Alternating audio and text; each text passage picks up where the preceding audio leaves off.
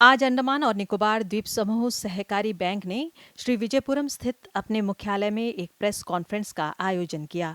इस दौरान बैंक ने आम जनता को आश्वस्त किया कि उनकी जमा राशि पूरी तरह सुरक्षित है और किसी भी प्रकार की अफवाहों पर ध्यान न दें।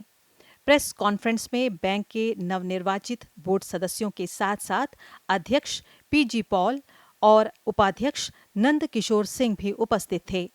उन्होंने जनता से अपील की कि वे बैंक पर अपना भरोसा बनाए रखें और किसी भी तरह की भ्रामक खबरों पर विश्वास न करें। मैं नया कमेटी मैनेजमेंट कमेटी आने का बाद में ये जो आप लोग जो सुना है कुछ सीएडी का इंक्वायरी चलता वो सब शुरू हुआ।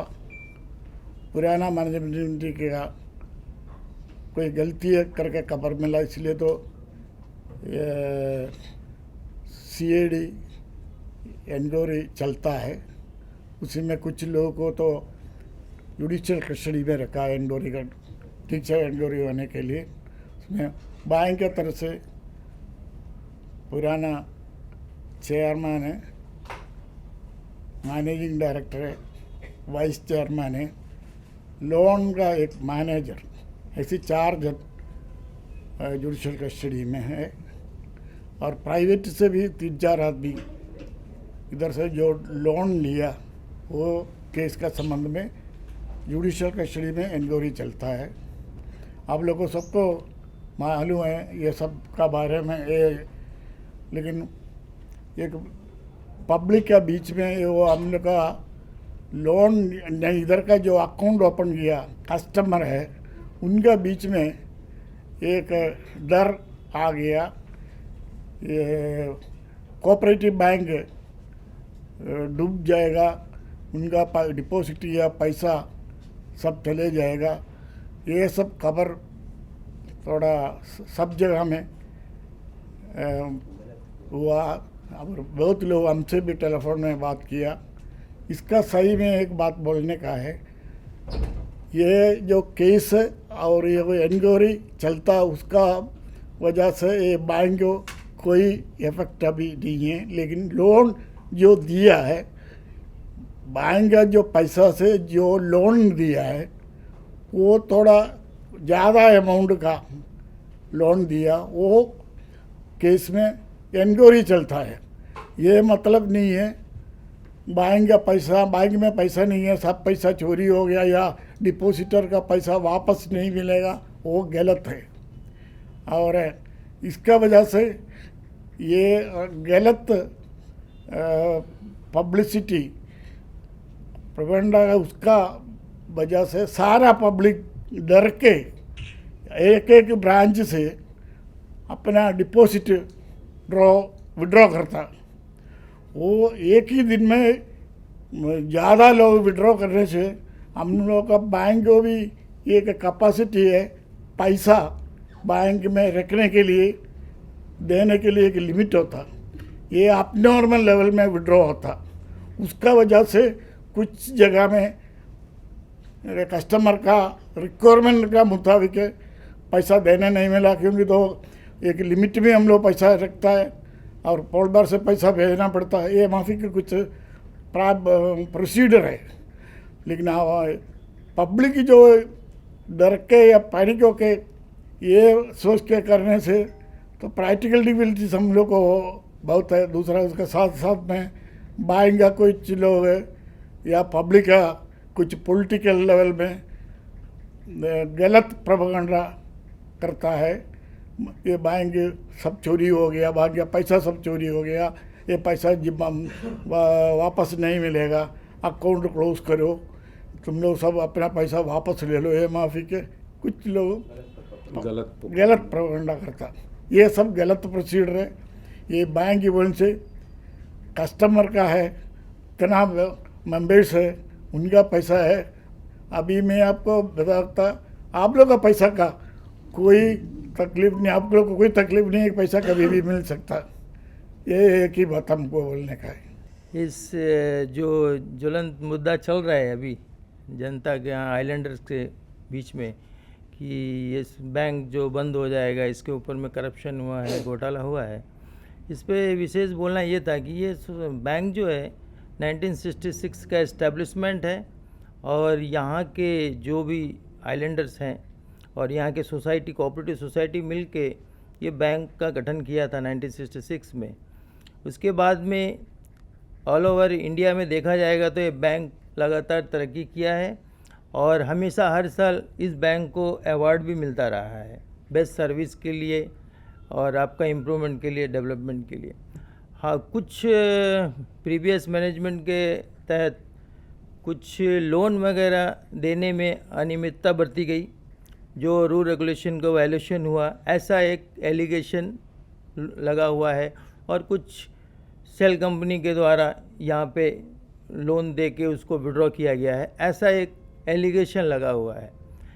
बट ये इश्यूज़ जो है ये अभी इंक्वायरी का मैटर है, इंक्वायरी चल रहा है, उसमें कुछ चीज़ें निकल के आए हैं, कुछ लोगों को अरेस्ट किया गया है, उसमें कुछ एम्प्लॉय हैं, कुछ बोर्ड मेंबर्स भी हैं पुराने और अभी भी वो प्रेजेंट, उसमें से 2 मेंबर अभी प्रेजेंट कमेटी में भी इलेक्ट होके आए हैं। तो इसमें इंक्वायरी के मैटर में मैं कुछ स्टेटमेंट, हमारा बोर्ड ये दे के इसको अलग दिशा में नहीं ले जाना चाहता है। अभी भी जो कर रहे हैं हमारे पुलिस डिपार्टमेंट एडमिनिस्ट्रेशन वो सही दिशा में ही जा रही है, क्योंकि आप लोग को कुछ दिन के बीच में ही कुछ देखने को मिला है। जो इतने हमारे बोर्ड के मेंबर्स भी 2 अरेस्ट हुए हैं, पुराने जो चेयरमैन थे, वाइस चेयरमैन थे और यहाँ के एमडी हैं। तो इसमें कुछ लोग, सारे मीडिया तो कोऑपरेट कर रहे हैं, बट कुछ लोग जो है सोशल मीडिया के थ्रू बैंक को अस्थिर करना चाहते हैं। वो चाहते हैं कि ये बैंक बंद हो जाए।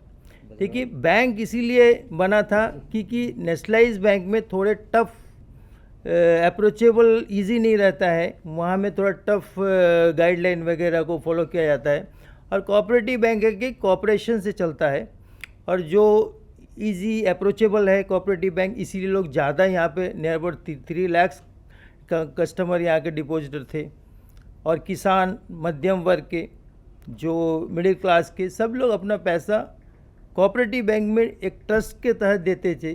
ऑल इंडिया में आप देखेंगे कि कोऑपरेटिव बैंक में ट्रस्ट थोड़ा कम है, लेकिन अंडमान में बराबर ये कोऑपरेटिव सोसाइटी इसको कायम रखा, इसलिए लोग ज़्यादा जुड़े थे। और हमारा एक समय में कम से कम 1300 के आसपास रिजर्व फंड था और बहुत सारे लोन वगैरह दिए थे। अब कुछ लोन एनपीए होने के कारण, एनपीए का 2 रीज़न था। एक तो बिफोर आपका जो कोरोना के बिफोर जो भी लोन थे वो लोन रोटेशन में तो चल रहे थे, मतलब इंटरेस्ट भी आ रहे थे, डिपॉजिट भी कंटिन्यू रोटेशन में थे। लेकिन बिज़नेस रुकने के कारण कुछ कठिनाइयाँ बिजनेसमैन के सामने आई, जो प्रॉपर 2 साल तक तो लॉकडाउन में उन्होंने डिपॉजिट नहीं किया, उससे एनपीए में आ गए। लेकिन उसी बीच में कुछ सेल कंपनी की इशू आए, डीआरसी सर ने एफआईआर किया आपको 15 तारीख को, 15 मई को, उसके तहत इंक्वायरी चल रही। तो उसमें हम लोग फुल कोऑपरेट कर रहे हैं। अगर बैंक का साथ में फ्रॉड हुआ है, बैंक का पैसा को गलत तरीके से निकाला गया है, उसके ऊपर कार्रवाई तो स्ट्रांग होगी और हमारा बैंक इसमें 100% कोऑपरेट करेगा, कोई भी गलती को छुपाने की कोशिश कहीं नहीं करेगा। प्रेजेंट बोर्ड, अभी हमारे पास चुनौती ये है कि हम बैंक को कैसा स्टेबल करें, डिपॉजिटर का पैसा को कैसे उनको विश्वास दिलाएं कि उनका पैसा बैंक में सेफ़ है। अभी कुछ कारण से जो रिस्ट्रिक्शन है कि कैश का शॉर्टेज जो लोगों के बीच में आ रहा है कि 25,000 के ऊपर नहीं दे रहे हैं, ऐसा नहीं है। हम लोग उनको पैसा देने के लिए भरपूर अभी भी मजबूती में हैं। हम आपका आरटीजीएस, ऐसी गवर्नमेंट भी बोलती कैशलेस होना है, डिजिटल ट्रांजैक्शन हो रहा है, तो हमने डिजिटल ट्रांजैक्शन को कंप्लीट अभी तक फॉलो करके चल रहे हैं। और जितना पैसा आरटीजीएस में करना है, ऑनलाइन ट्रांसफ़र करना है, उसमें कहीं रिस्ट्रिक्शन नहीं, हम लोग प्रॉपर कर रहे हैं। बाकी मैक्सिमम हमारा प्राइम, अभी हम लोग मैनेजमेंट ये कोशिश कर रहे हैं कि हमारा जो एनपीए है उसको कैसा रिकवरी करें, उसको सेटलमेंट कैसा करें, इस पर हम लीगल स्टेप ले रहे हैं और तुरंत ही इसके ऊपर में रिज़ल्ट आएगा और मैक्सिमम एनपीए का पैसा रिकवर करके बैंक में लिक्विड में लेके आने की कोशिश कर रहे हैं, ताकि फ्रेश लोन दें और लोगों को विश्वास को भी जीते और बैंक को ट्रांजैक्शन प्रॉपर ढंग से चले।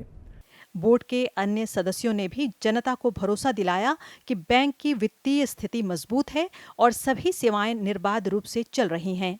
स्टेट कोऑपरेटिव बैंक को लाइसेंस 2006 में आरबीआई द्वारा दिया गया था और आज के दिन में हमारा बैंक का जो टोटल डिपॉजिट है 1079 करोड़ है।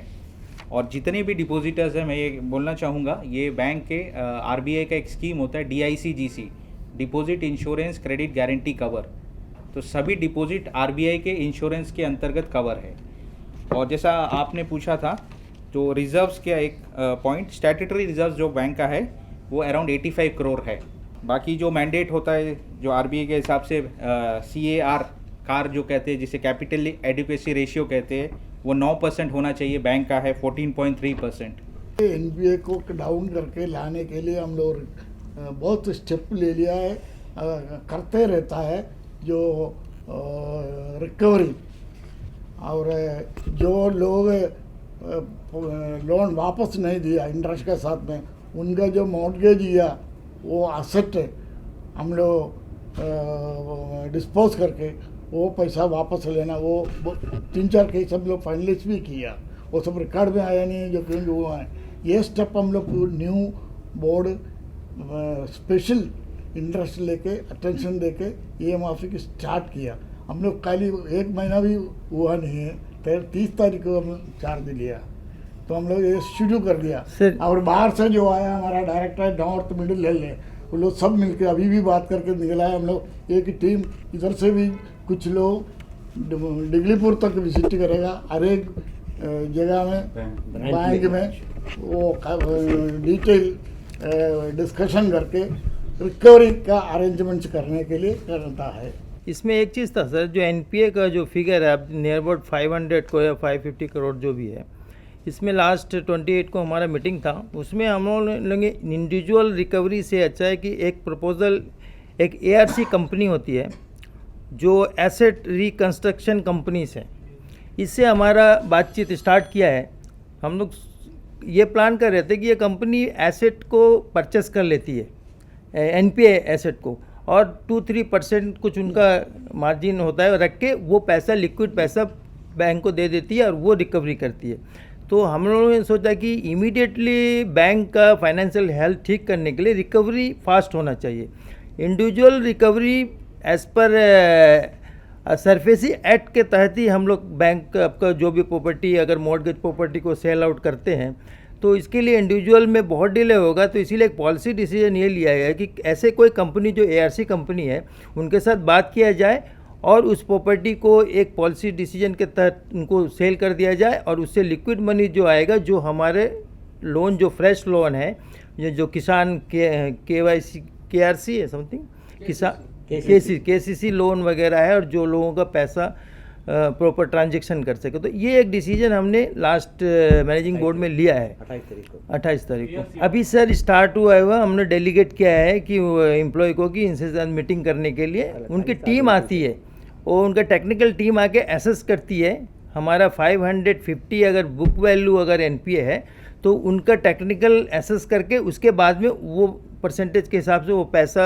हमको लिक्विड मनी देगी, तो हम इमीडिएटली रिलीफ कर सकते हैं और सिक्योर कर सकते हैं कि हमारे जो डिपॉजिटर है उनका पैसा सेफ है। और जब ट्रांजैक्शन स्टार्ट हो जाएगा, रोटेशन होगा, तो इससे हमारा इनकम बढ़ेगा।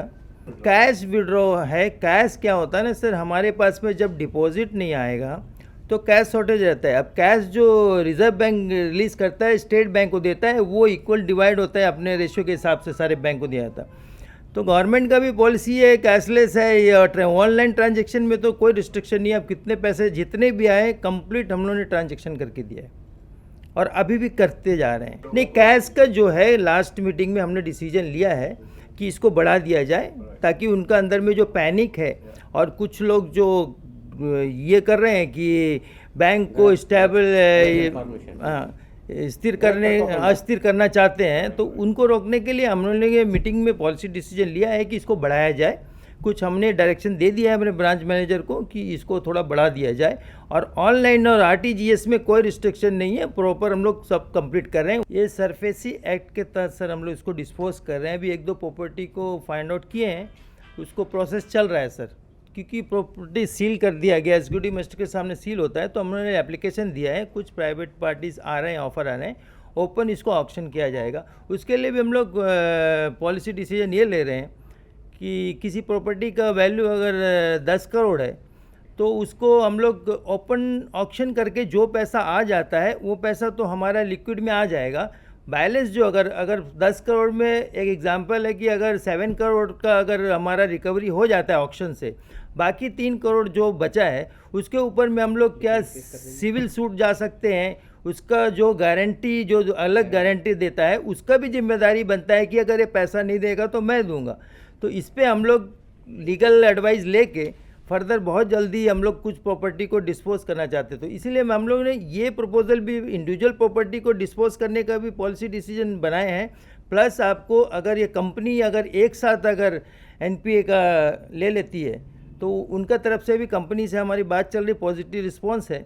बट उन लोग टेक्निकली सर्वे करने के बाद ही हमारा जो अगर 500 करोड़ है तो उसको कितने में उन लोग उनका जो असेसमेंट कमेटी है वो डिसाइड करने के बाद में फाइनल डिसीजन आएगा। तो मैं कम से कम अगर एक बार ये सक्सेस हो जाता है तो मैक्सिमम हमारे एनपीए को सेल करके हम लोग पैसा लिक्विड मनी लेके बैंक को दोबारा से ट्रैक में फास्ट लेके आने की कोशिश करेंगे। हम लोग हमारा एडमिनिस्ट्रेटिव साइड और बैंकिंग साइड सभी रिजर्व बैंक और नाबार्ड का टाइम टू टाइम सर्कुलर आता है, गाइडलाइन आता है, उसके हिसाब से हम लोग रिव्यू कर रहे हैं और इसको जल्द से जल्द कुछ महीने के अंदर ही इसको लोगों के विश्वास को कायम रखने के लिए सारे गवर्नमेंट के जो नाबार्ड और रिजर्व बैंक के फाइनेंस रूल्स आते हैं, एडमिनिस्ट्रेटिव साइड में जो उनका सजेशन आता है, इसको रिव्यू करके हम लोग फाइनल एक लीगल डॉक्यूमेंट के तहत लोगों के ट्रांसपेरेंसी के साथ उसको सामने रखूँगा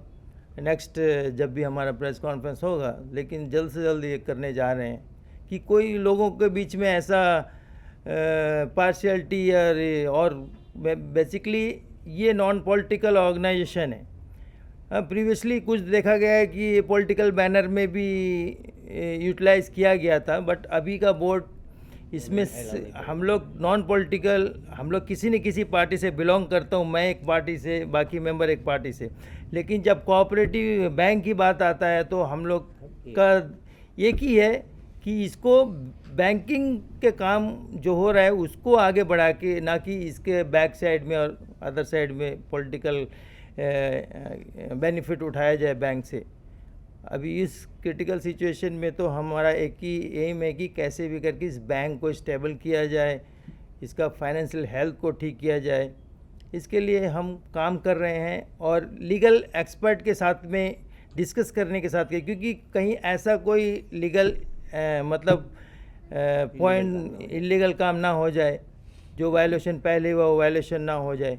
तो इसमें हमारा ऑफिशियल भी बराबर, एडमिनिस्ट्रेशन भी, चीफ सेक्रेटरी सर भी, फाइनेंस सेक्रेटरी और आरसीएस सर भी लगातार मीटिंग कर रहे हैं कि क्या फाइनेंशियल हेल्थ है बैंक का, विड्रॉल हो रहा है, डिपॉजिट हो रहा है, ट्रांजैक्शन हो रहा है, नहीं हो रहा है, प्रॉपर हमारा ऑफिशियल जाता है, उनके साथ मीटिंग चल रहा है। जी सर, इसके लिए हमारा 28 तारीख को जो मीटिंग हुआ था उसमें किसान का जो लोन है और आपका कोऑपरेटिव सोसाइटी से उनका लोन है, कुछ लोन हम लोग अभी रिलीज़ करने जा रहे हैं, कुछ एफडी प्रपोजल भी देने जा रहे हैं। छोटे बड़े नहीं हैं, बड़े लोन को अभी बंद करके रखे हैं, अभी लोन नहीं दे रहे हैं। लेकिन किसान और मध्यम और नीचे जो काम करने वाले उनके लिए कुछ कुछ स्कीम हम लोग इम्प्लीमेंट करने जा रहे हैं। सर टाइम फ्रेम क्या है कि हमने जैसे पॉलिसी इंडिविजुअल लोन रिकवरी करना, एसेट को सरफेसी एक्ट के हिसाब से ही केस को सेटल करना, ये थोड़ा सा लीगल प्रोसेस में टाइम लगता है। क्योंकि और दूसरी बात ही, अगर हमारा जो एआरसी के तहत जो बात करें एनपीए का, तो ये मुंबई की एक बहुत बड़ी कंपनी है जो अमेरिकन बेस्ड कंपनी है, और भी कंपनी के साथ में बात चल रहा है कि इसको एक साथ कैसा सेटल किया जाए ताकि बैंक को पैसा जल्द से जल्द आ जाए और इस सिचुएशन से हम उबर पाएँ। उस पर ऐसा है ना सर कि ये भातू बस्ती का जो प्रॉपर्टी है उसके ऊपर में हम लोग ने प्रोसेस कर दिया है ऑक्शन करने के लिए, और प्लस डेयरी फार्म की जो प्रॉपर्टी है शायद उन्होंने डिपॉजिट कर दिया है। वो प्रॉपर्टी जो मैनन समथिंग किसी का था तो उसका ऑलरेडी डिपॉजिट क्लियर हो गया, उन्होंने पैसा जमा कर दिया clear हो है। गया। बातू बस्ती का रिसेंटली हमने वो सील्ड बिल्डिंग है, इसीलिए एग्जीक्यूटिव मजिस्ट्रेट को लेटर दिया है, उसके लिए कुछ ऑफर्स भी आए हैं, ओपन टेंडर होगा और वो भी जल्द से जल्द ऑक्शन हो जाएगा। उसका चलता है और जल्दी से हो जाएगा। असल में क्या है ना सर, इसमें एक चीज़ बोलना था कि अब उसको जो लोन दिया गया है प्रॉपर्टी मॉर्गेज करके, वो लोन प्रिंसिपल अमाउंट से कंपाउंड इंटरेस्ट होते हुए एनपीए में बहुत ज़्यादा हो गया। तो इसके वजह से प्रॉपर्टी वो आपका 5 करोड़ अगर उनको लोन दिया है तो आज कंपाउंड इंटरेस्ट 10 करोड़ के आसपास नियर अबाउट पहुँच गया है। तो ये उस रेट में उसका वैल्यू नहीं है जितना कंपाउंड इंटरेस्ट चढ़ के आ गया। तो हम लोगों ने सरफेसी एक्ट के हिसाब से हमारे जो एडवोकेट लॉयर हैं उनसे कंसल्ट कर रहे हैं कि क्या हम मिनिमम मैक्सिमम जो ऑक्शन में रिकवरी हो जाता है वो कर सकते हैं, और बाकी पैसा जो बैलेंस अमाउंट बचता है उसको क्या हम लोग सिविल सूट के तहत या सिक्योरिटी जो दिया है उनके तहत रिकवरी करने के लिए, ये भी हमने लीगल एडवाइस के लिए हमने लिखा है। तो बहुत जल्दी आएगा। तो अगर 1-2 प्रॉपर्टी ऐसा ऑक्शन हो जाता है तो बाकी प्रॉपर्टी जल्दी जल्दी हो जाएगा। सेम किसान परिवार से हूँ और ये कोऑपरेटिव बैंक जो बना ये 1966 में किसानों से ही बना। इसका शुरुआत गफूर मास्टर के घर से हुआ था, जिसमें पहले 2 पुराने ओल्ड मैन थे, एक जंगली घाट का कादर बख्श बाबू और एक गाराचरान का मोटा बाबू बोलते हैं, उसका नाम नहीं याद आ रहा है। तो इनका साथ से शुरुआत हुआ और बढ़ते बढ़ते ये इतना बढ़ गया कि जैसे बरगद का पेड़ फैल गया। आज जितना ब्रांच कोऑपरेटिव बैंक का है इतना किसी का नहीं है, इसका इतना पैर फैल गया है। अब पैर फैलने से अगर कोई तरफ डाली झुकता है तो टेकी लगाना है, तो टेकी हम लगाने के लिए तैयार हैं। और जो लोनर्स लोन लिए हैं उनसे मेरी विनती है कि आप बैंक में आके लोन लिए हैं तो बैंक में आके लोन जमा करना है। बैंक जो है लेन देन करने वाला चीज़ है। मैं किसान कोऑपरेटिव सर्विस सोसाइटी से आया हूँ तुष्णाबाद और किसान ही हूँ। 2004 से अभी तक मैं उसका चेयरमैन हूँ और बैंक से हमेशा जुड़ा रहता हूँ। केसीसी कार्ड सब फार्मर को देना चाहते हैं, केसीसी कार्ड किसान फार्मर को देंगे। ये जो गलत रिमर लिखा है ये गलत किया है, किसान के ऊपर ये जुल्म किया है।